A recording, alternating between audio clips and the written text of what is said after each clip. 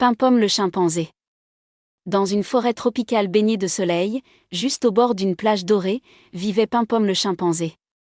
Il était l'habitant le plus heureux de la forêt, toujours détendu, allongé dans un hamac tressé de vigne, une noix de coco à la main.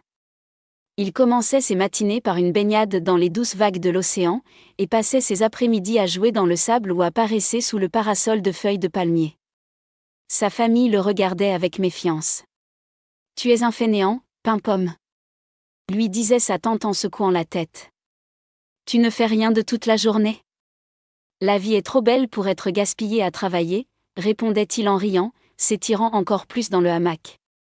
Mais le destin allait lui montrer que même les paresseux peuvent devenir des héros. Un après-midi chaud, alors que le soleil brillait, Pimpom était assis dans son hamac, se balançant doucement, regardant les vagues. Soudain, il vit une petite embarcation qui tanguait dangereusement vers le large.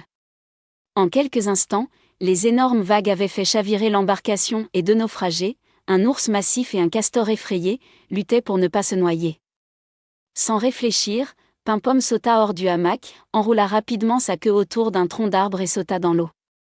Il nagea rapidement, coupant les vagues avec agilité.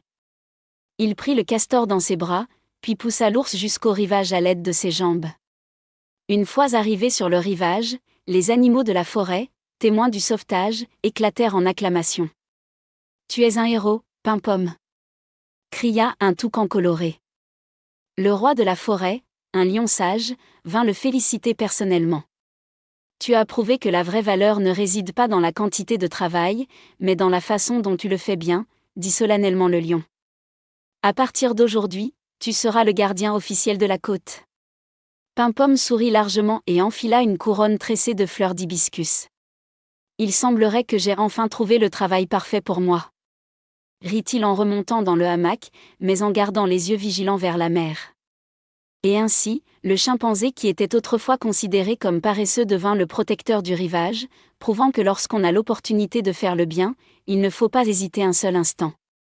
Fin.